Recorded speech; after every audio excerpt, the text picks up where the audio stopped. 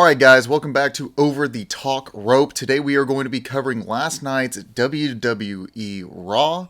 Okay, so let me get my overall thoughts out there. This may have been the best Raw episode I've seen in months, man.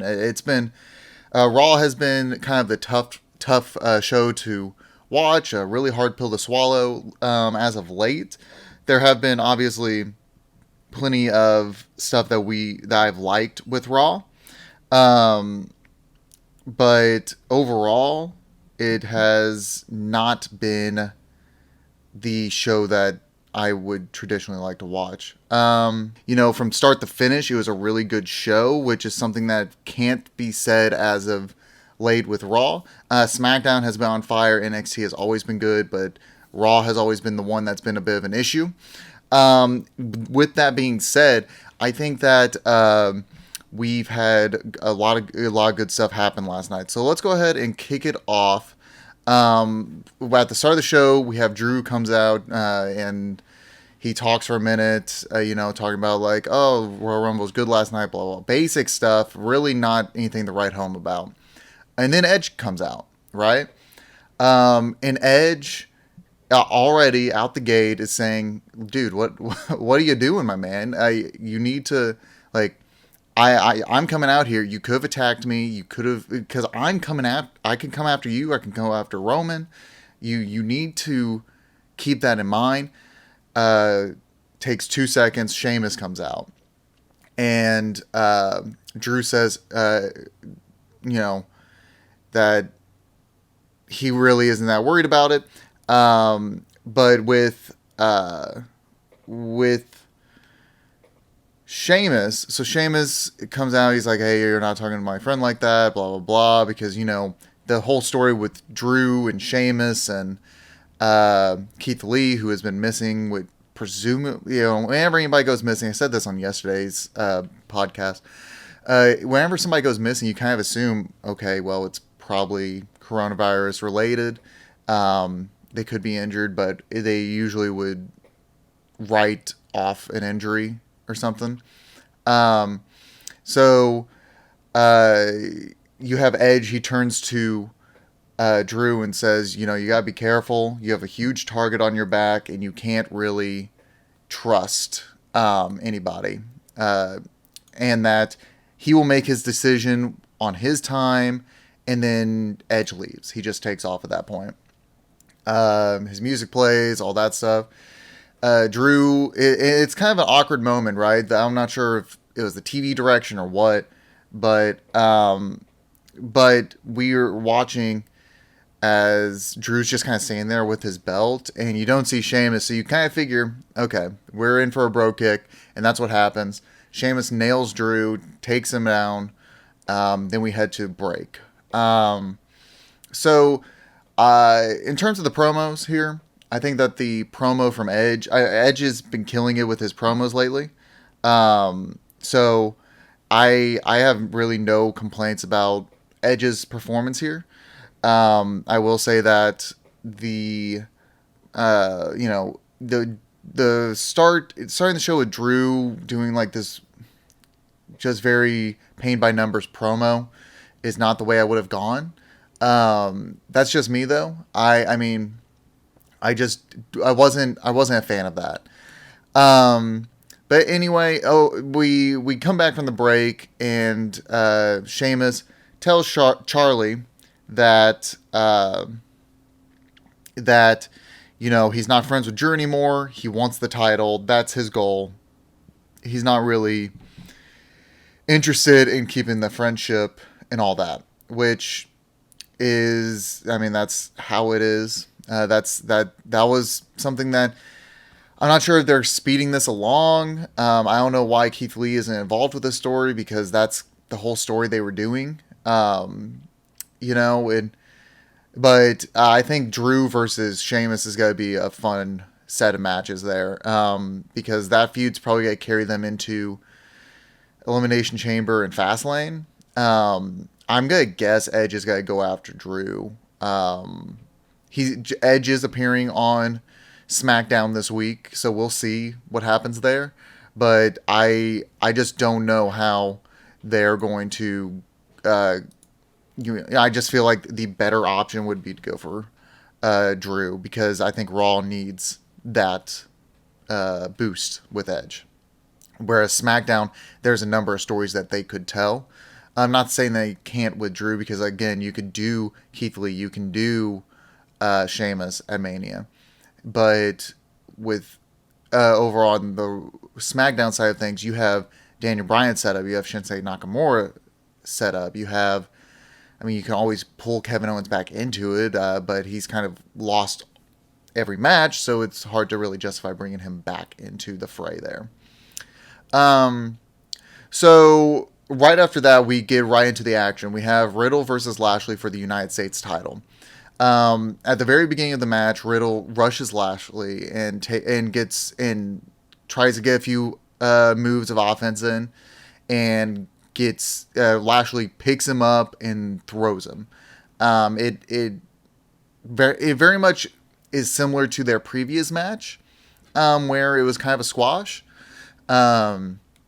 But this time, Riddle did get a little bit more offense in, but not by much. So Riddle gets thrown to the outside by Lashley, and then Lashley goes to grab him. No, wait, sorry. He did not get thrown to the outside. Lashley picks up Riddle, and then Riddle Hurricane Rana's Lashley to the outside. I said that backwards. Sorry. But Riddle Hurricane Rana's Lashley to the outside. But Lashley, it really doesn't do much for Lashley. He just gets right back up and gets into the ring, and hits the Hurt Lock on Riddle. So, I mean, that match was, I mean, it was all right. And they didn't make it very clear like how the match ended. It seemed obvious that it was a Riddle won by DQ, but they kind of, I mean, they didn't come out and say it because they were trying to pull Lashley off of Riddle. So Lashley was going after Riddle. He would not stop attacking Riddle. He was keeping him in the Hurt Lock and all this other stuff. MVP even tried to jump in and say, "Hey man, listen, stop. The match is over. We're good." And Lashley looks like he's lost it. Now, is it because of him losing the Royal Rumble last night? Maybe. Is it too? It's. I don't know where they're going with this story. Is Lashley trying to say, listen, the three other people in the Hurt Business could not take down Riddle. I did it by myself in a matter of minutes. Is that what the point of this is? They seem to not really be spelling that out yet. Lashley didn't look very pleased with MVP last night. So we'll see where that story keeps going. Is Lashley going to go on his own? Is MVP? I mean, because MVP looked like he kind of liked it after the fact. He saw that intensity in Lashley, and really, it's an intensity that we haven't really seen from Lashley since he's made his way back to WWE. I mean, he's always been obviously intimidating. He's jacked. He's huge. He's a force to be reckoned with, and he's always been booked pretty strong. But we haven't seen this level of intensity from Lashley since he's come back to the WWE. Really haven't seen it since maybe Impact. Let's see here. MVP looks pleased after the fact. We end the segment. Bad Bunny rolls in a Bugatti, and then it cuts to commercial, right? Okay, we're gonna continue this Bad Bunny thing.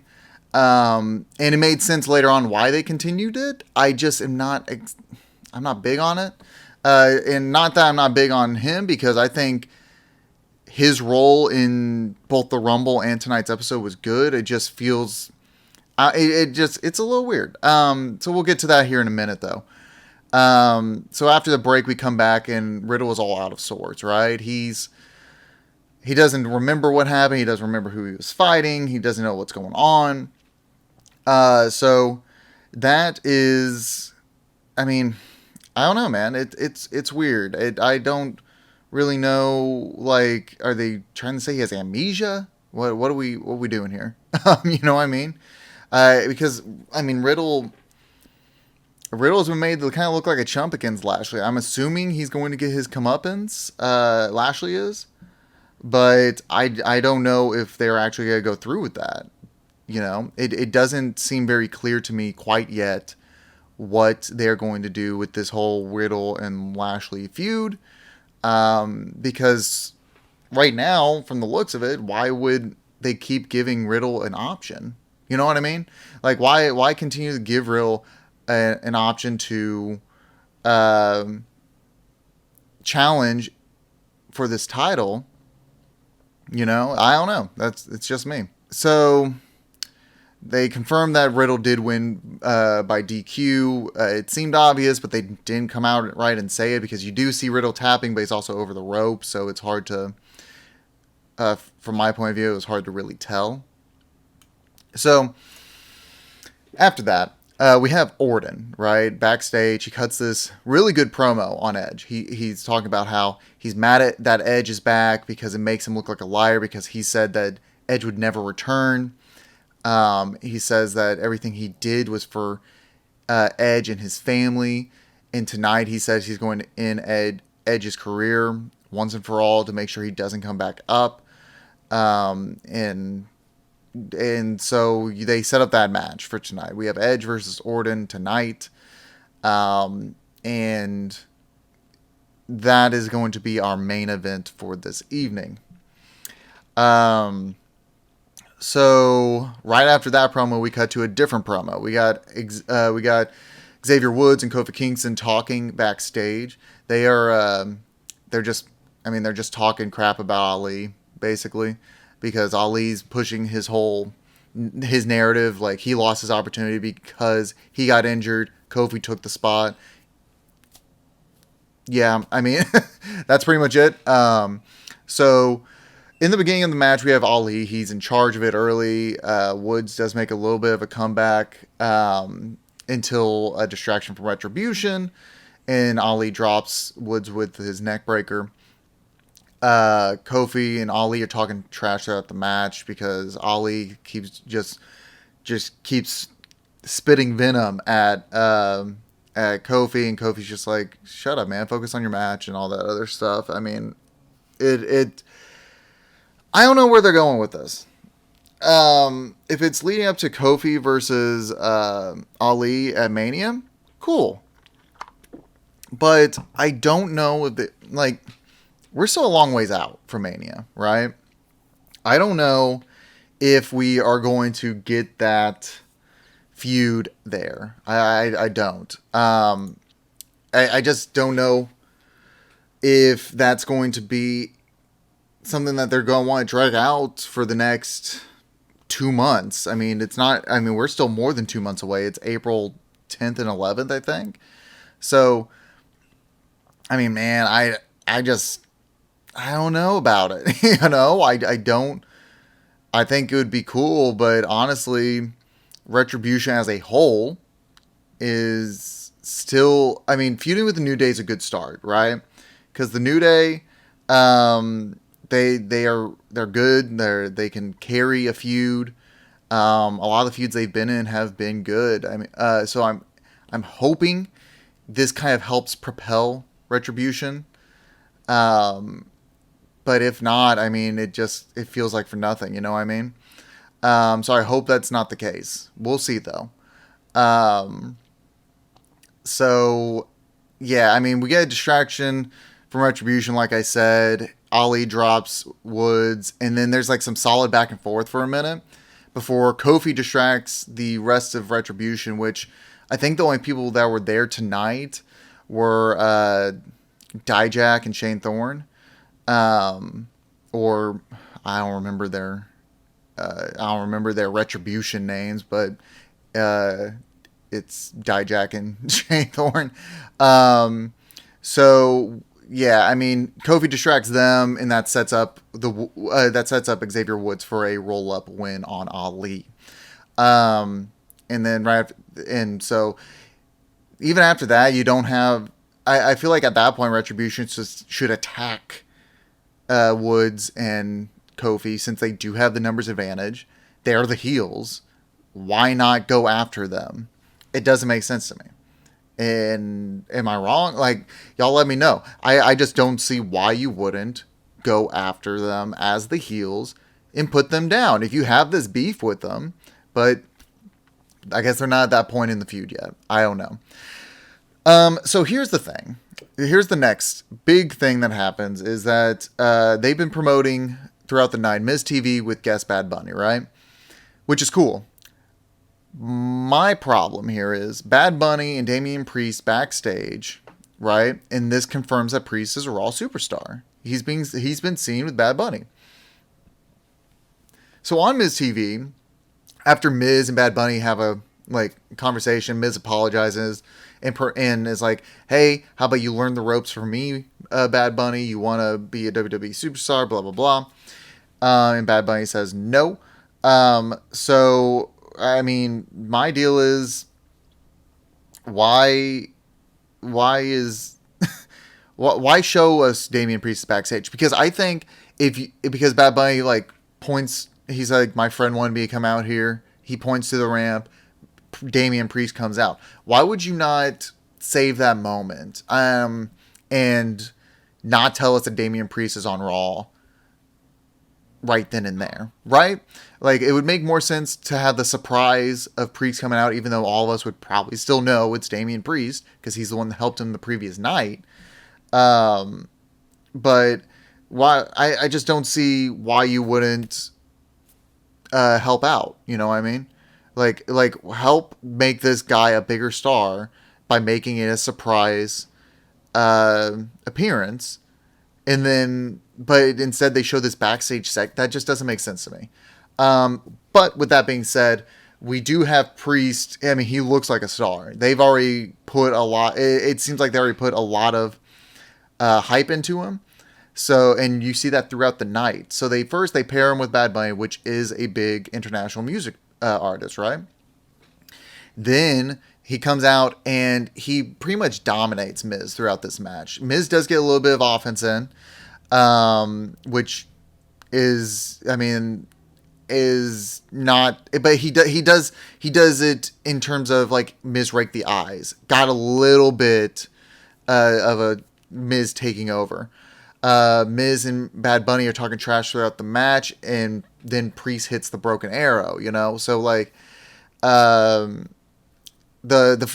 finish of this match was Morrison distracts the ref, letting Miz get a kick in and tries to use the briefcase, right? Or sorry, Morrison distracts Priest. Miz got the kick. Morrison continues to distract the ref at that point, and then Miz goes to grab the briefcase to hit Priest, right? But Bad Bunny takes the briefcase. Morrison comes over, and Bunny hits him with his microphone, knocking him down. Priest gets the win after that. Hits his, what's the name of his move? I can't remember. Is it the Reckoning? It might be the Reckoning. Either way, Priest gets overall, it's an easy win for Priest. It makes him look like a star out the gate. And we will see, later on down the card, like towards the end of the show, Priest does, he gets a put over by Edge. Edge comes out and says, "Hey man, you did a good job last night. Be sure to keep doing your thing," and all that. So it's like a brief moment, but Edge puts over Priest, which is cool to see. That the little dynamics of Edge being backstage already. I hope they continue that because I think that's really good stuff. So we go to break after Priest gets his win. The Hurt Business gets the jobber entrance, right? That's weird. We come back from break. Hurt Business is already in the ring. Their music is still playing, but they're already there, and they're waiting for Lucha House Party to come out. That to me was weird. Why is Hurt Business getting the jobber entrance to Lucha House Party, right? And even throughout the match, we don't get that any of those moments. We don't get anything that kind of suggests that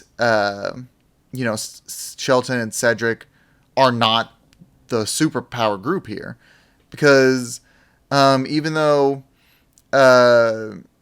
Sheldon overpowers Lindsay early and Metalik hits a few tag moves, Lucha House Party do take over for a little bit. Hurt Business is in control for a majority of this match. They are on the offense, and they have solid teamwork throughout this match, overpowering Lucha House Party. Lindsay hit a DDT and a dropkick to tag in Grand Metalik, who does a lot of his rope stuff, because that's his gimmick is the king of the ropes.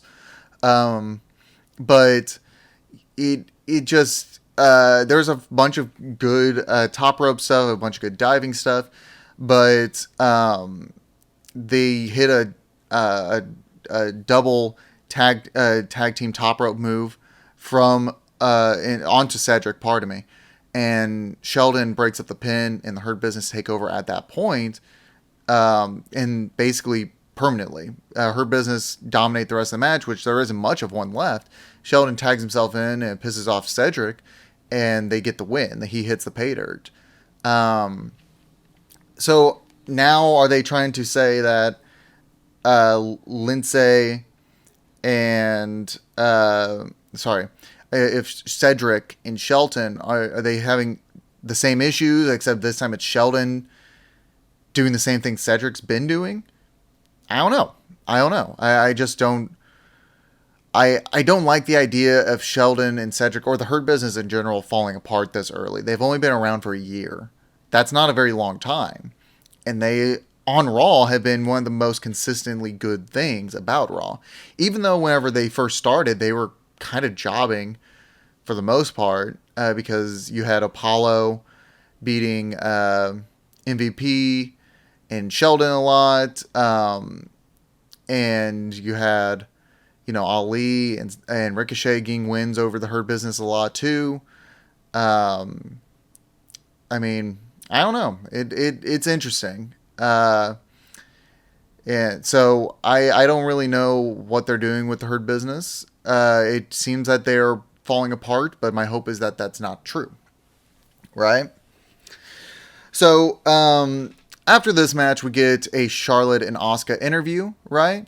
Charlotte's going on about the Lacey Evans thing, and it seems very apparent that Asuka is frustrated with this whole situation. She's not happy, and she shouldn't be. It's been negatively affecting her, because she lost her title because of this, her tag team title. She still has the women's championship, but Asuka says that it won't happen again, or asks and tells Charlotte not to let it happen again, rather. So it kind of sets up, like, is Asuka gonna turn heel? I mean, they don't know what they're doing with Asuka. Might as well do something, right? But that's not what happens. So we have the triple threat match between Mandy Rose and Dana Brooke versus Charlotte, Asuka versus Naomi and Lana, which was an odd choice to me. And there's this like really cheesy promo that they do with Naomi and Lana, but whatever. It is what it is. At the start of the match, we have Naomi and Charlotte doing just showing that they are two of the best athletes in the company. I mean, it's really good stuff from both of them. There's tags constantly. Everybody gets matched up with different people. They all do like reversals and various technical things, showing that everybody's fairly even. Up until Dana Brooke and Mandy Rose corner Lana. And honestly, throughout this match, to me, it seemed like Dana and Mandy are the most dominant team here. They were in control for a majority of this match. They cornered Lana.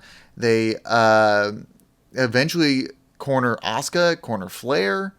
I mean, I don't know when Asuka got the tag. That was something that I tried to look for. I'm like, I didn't see her tag anywhere, but I could have missed it.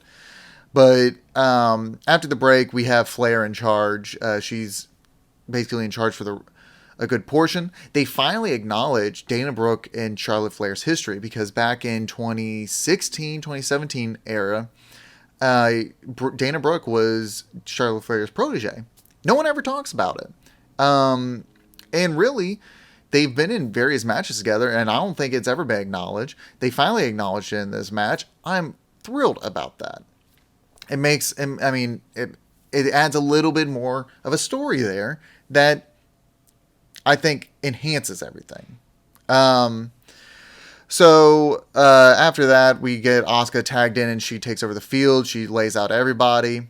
And then we have Lana tagging herself in, and she gets wrecked before hitting a Rana on Charlotte. And then tags in Naomi to get out of there for the hot tag.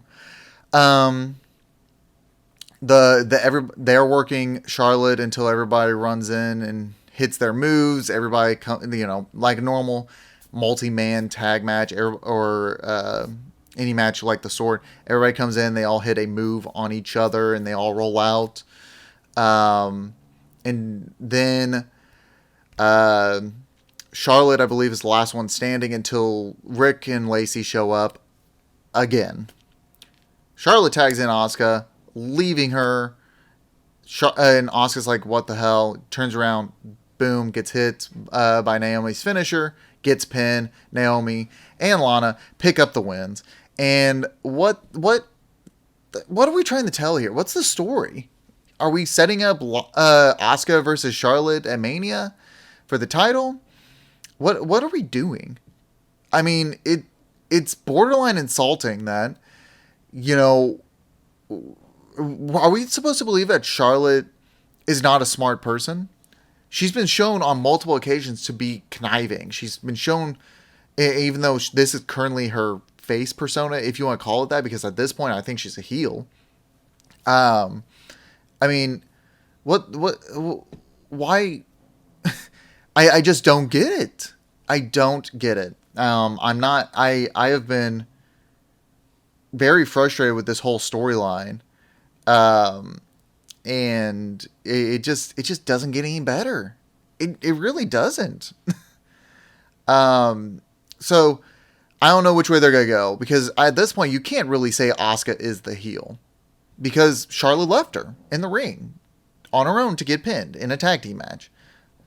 I think Charlotte's the heel through and through, but whether or not they actually go with that, I guess, is a different story. I mean, it just doesn't make sense. I don't like this story at all. And we'll see where they go. Maybe they can pull me around. I'm welcoming something positive to happen here. But right now, I don't see it. All right. So we have a promo from Drew talking about Sheamus and their friendship and blah, blah, blah. And it's not really anything important. He's just pissed at Sheamus. That Sheamus would throw away their friendship of 20 years, that they did Christmas dinner, whatever, together because they only had each other and blah, blah, blah. And nothing crazy. I feel like I'm down on Drew today. I like Drew a lot. I just don't feel like these promos were anything special. So after that, we get Elias and Riker versus Carlito and Jeff Hardy, which is commentary is really hyping up Carlito's shape. He looks like he's in great shape, obviously, and it sounds like he may be coming back full time for a while. Kind of similar to how MVP did the previous year. Elias and Carlito start off, have some back and forth, and then we have a tag from each side, and Hardy is taking over Riker for a bit before Hardy starts getting worked by both Elias and Riker. Here's the thing. So Jeff Hardy's been looking super, super weak lately, right? Ever since really his feud with Elias the first time ended, which now I don't know what the deal is. I don't know what the deal is with Hardy and Elias, why they are feuding again, but they are. And after Hardy beat Elias, he looked like he was on a good trajectory, right? And he started a feud with the Hurt Business. He started feuding with Lashley, and he got squashed multiple times by Lashley. And so after that, they just put him right back with uh, Elias and Riker, and since then he still hasn't been doing that great. Um, it and in this match specifically, Hardy gets worked over the entire time. He looked super weak, and like I said, he has for a while. That being said, Riker did miss the diving headbutt. Um, so Riker misses the diving headbutt. That gives Hardy the opportunity to get the hot tag to Carlito, and Carlito hits the backstabber, tags Hardy for the Swanton Bomb and the win. It looks like they may be making this a tag team because they got two old guys who used to be in different tag teams, and now they don't really have a place for them otherwise. I mean, it's cool if they want to make them tag team, like a tag team. I think the backstabber into the Swanton Bomb was a pretty sick tag team finisher. So we'll see what happens there. Next up, we got Edge promo about Orton. Says that this match is going to put the feud behind him and put him in the rearview mirror. It's a really good promo talking about his family, how he couldn't do things with his kids because Randy injured him last year and stuff like that. And he wants to end this feud with Randy, which is cool. Right up, and so that kind of sets up the final bit of our show here. We're in the final like 30 minutes because we have a Alexa Bliss versus Nikki Cross up next. One of them comes. I think Bliss comes out.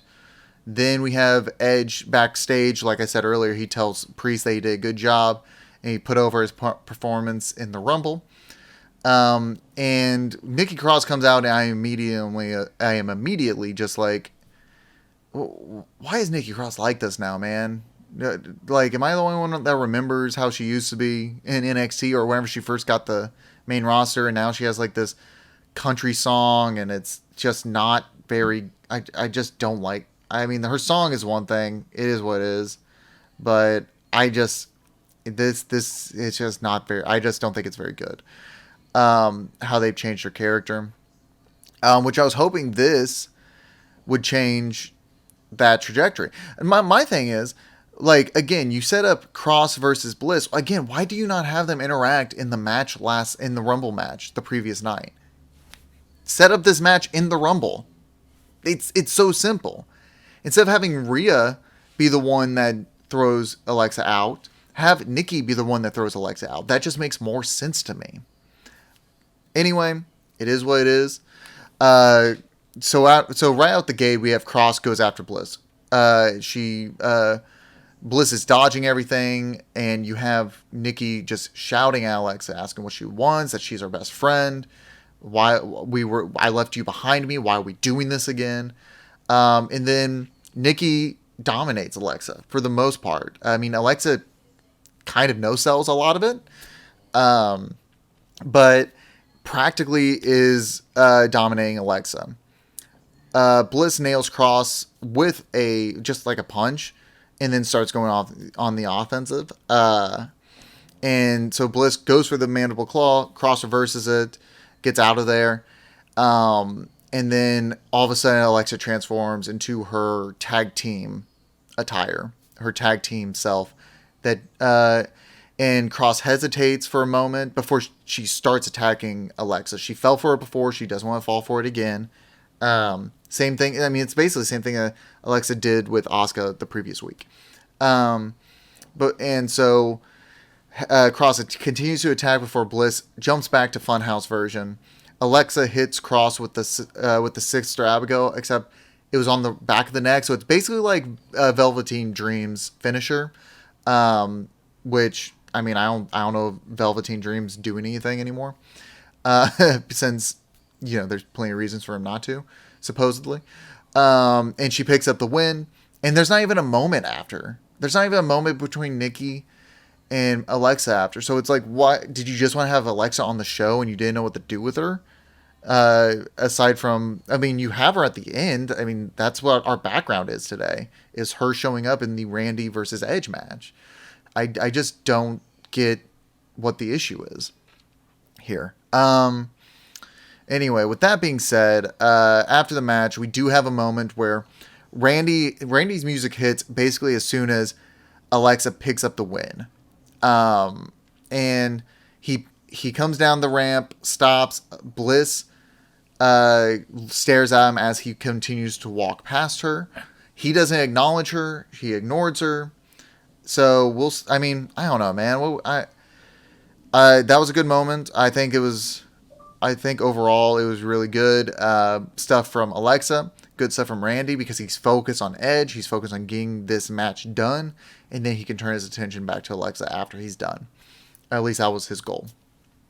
So we have Edge comes out. He immediately takes down Orton. Flurry of strikes, flurry of kicks. And then he tries to put Orton in the anti-venom submission hold. And Orton reverses it. Edge is showing signs of fatigue from the Rumble last night because he did enter the Rumble at the number 1 spot. He was the Iron Man, leading to the win of the Rumble. A lot of stuff happens basically. So a few key moments was Edge reverses to hit the execution DDT on Randy. And then he goes for a spear, but Randy hits the power slam and throws Edge into the ring post. They take it outside where he tosses Edge into the steel stairs. Orton is still in charge after the break too. So, and then Edge is able to knock down Randy, heads to the top rope. Randy and him have some back and forth on the top rope. It looks like Randy's going to go for his superplex, but he does get knocked down. And then whenever he gets back up, Edge hits him with the flying clothesline.